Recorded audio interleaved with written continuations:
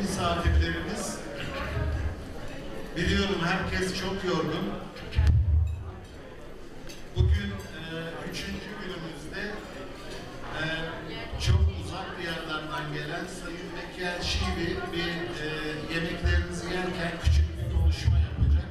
Kendilerini tanıtmak.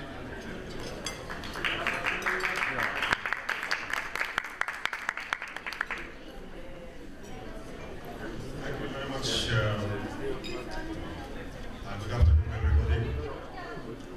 While you are enjoying your lunch, I would like to give you a couple of thoughts about artificial intelligence. Very shortly, very soon, as we are now in food mood, will be deprived, unfortunately, from these very nice young ladies and young men who are serving you, and they will be replaced by robots. This, of course, have got upsides and downsides. It's for you to decide which one is up and which one is down.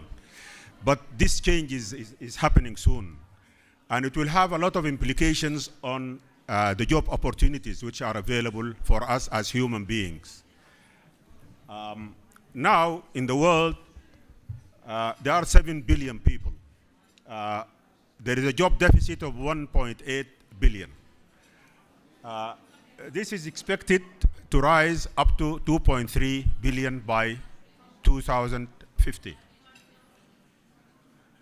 Artificial intelligence is not helping with that. Maybe the job deficit would be decidedly higher than that. There is a big avalanche or attack of technology around us. And I'm sure many of us have heard a lot during this summit. 54% of the jobs in Europe are at jeopardy by 2040. The futurists predict that they will have a merger between human beings, society, and biology. So human beings are facing the sacrifice between democracy and autocracy, or technocracy. So in this case, would AI be a fortune or terror for human beings or for job opportunities available? We'll quickly go together and see how this can be approached. There will be a new species, which is cyborgs. And these cyborgs are the descendants of the current robots. It remains to be seen whether these cyborgs, which are the new species, will be, flesh and blood like ourselves, or they would be electronics. Maybe it will be a merger between the two. One day, it would have a human brain downloaded in a machine.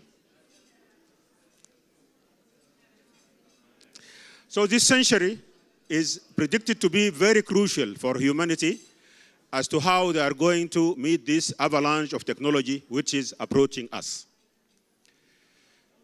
So technology, to be fair, has got a lot of upsides. Productivity will be much higher than what it is now. And if it is used wisely, of course, people will have better life on Earth, as well as far beyond Earth, in other planets as well. But the downsides, there is a risk of inequality between nations and within nations as unemployment surges. One of Google's supercomputers created its own child. It gave birth to a new version of computers, which is vastly intelligent. This will have, of course, a great impact on the geopolitics of the world, because some countries will be on the downside and other countries will be on the upside, and this might, hopefully not, might trigger wars, which could be escalated to even world war. The queues for jobs, as you can see, there are the various type of species in the jobs, and soon there will be queue jumping. Those who are not belonging to humanity will be on the front seat.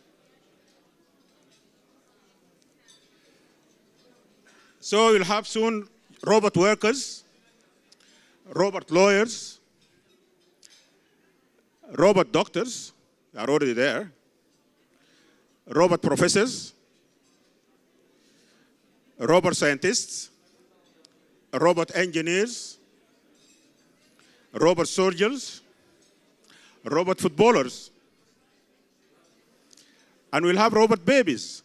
And this would be very alarming to the technologies themselves who create robots, because they will soon be out of job because the robots will create their own robots, their own babies.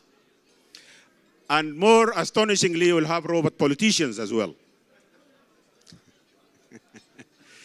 and they're asking you to vote for them, you know, vote for Rob. So there would be great inequality, honestly. Robot or artificial intelligence is now dominated by China and the United States. The increase in inequality in capital, of course, will focus or concentrate wealth in the hands of those who own the capital or own AI. There is great gender inequality in AI, by the way, in artificial intelligence, as only 18% of the leading conference professors are ladies, and in Google and Facebook, only 10% of the researchers are ladies. So this is grossly inequality in terms of gender as well. To solve this, they predicted what's called the basic, universal basic income, which is estimated as $1,000 for everybody to stay at home, because they will be displaced by robots, and they will be playing video games. And the video games, of course, you are going to buy them from those who own the technology and who own the artificial intelligence. But wouldn't this be boring for people to stay at home and earn $1,000 and play video games? No, the technologists say no. We'll make something called gene editing. And this gene editing is going to wipe out what is called boredom. So you are going to enjoy yourself while playing video games at home. This can be, universal basic income can be supported or supplied by, say, taxes. But this can only happen in those who own the technology, like the United States and China. But other countries may not be able to finance these taxes. That includes even Europe, because they will not have that sort of technology in Europe, but certainly in Africa and Latin America. The 9 big companies are focused, or big AI companies are focused or concentrated in China and the United States. None of them is in Europe. Certainly none of them is elsewhere.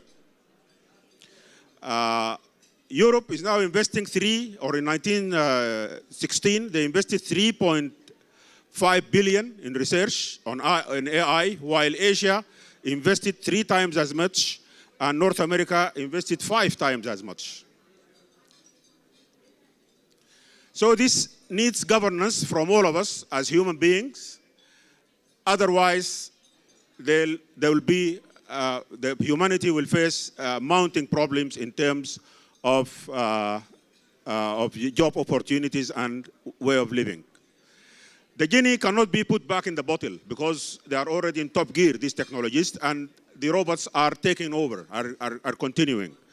So what is needed is to stifle or to make some laws which do not stifle progress of technology, but at the same time should adhere to human principles as well.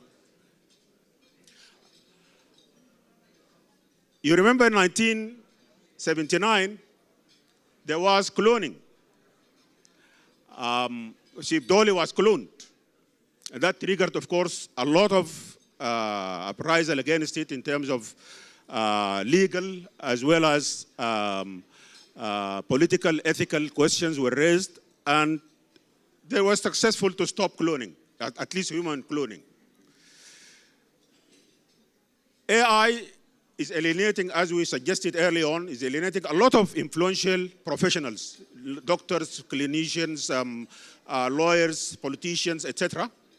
So the question is, will this lead to confront artificial intelligence with the cloning fate, or will artificial intelligence continue to the detriment of human beings? That remains to be seen, and that for you to answer. Thank you very much indeed.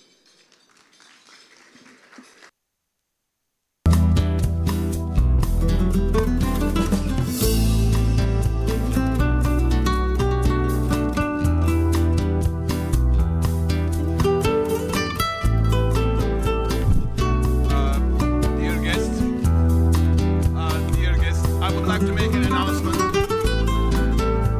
Dear guests, thank you very much for this very kind and beneficial presentation.